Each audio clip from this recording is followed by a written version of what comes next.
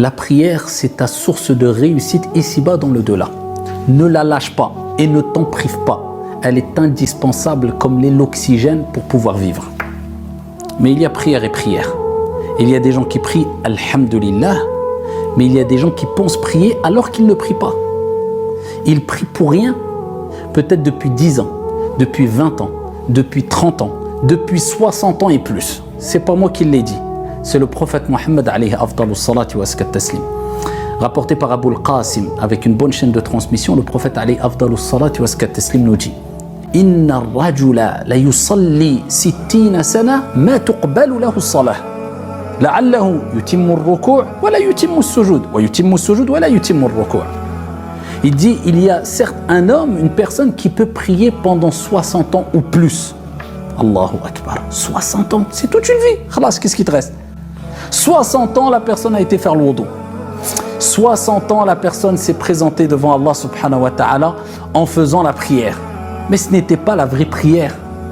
Il dit, certes un homme peut prier pendant 60 ans, alors que aucune prière ne sera acceptée de lui, même pas une.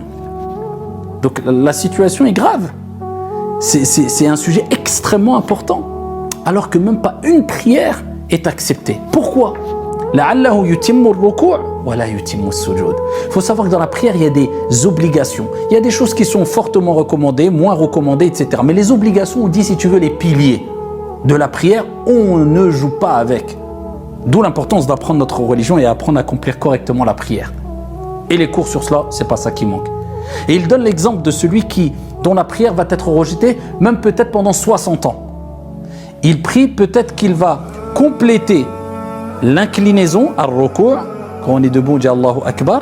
Il complète, mais il ne va pas compléter la prosternation à sujoud. Ou alors, il va compléter sujoud, mais il ne va pas compléter l'inclinaison.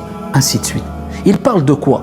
Ce qui fait partie des actes obligatoires dans la prière, c'est at-tuma'nina, c'est de garder un temps de pause, de sorte que les os reprennent leur place. Tranquillement, calme-toi, ne te précipite pas parce que tu as d'autres affaires après la prière. Et sache une chose, ce pourquoi tu te précipites dans la prière ne pourra être réalisé que si tu prends ton temps dans la prière. Allahu Akbar.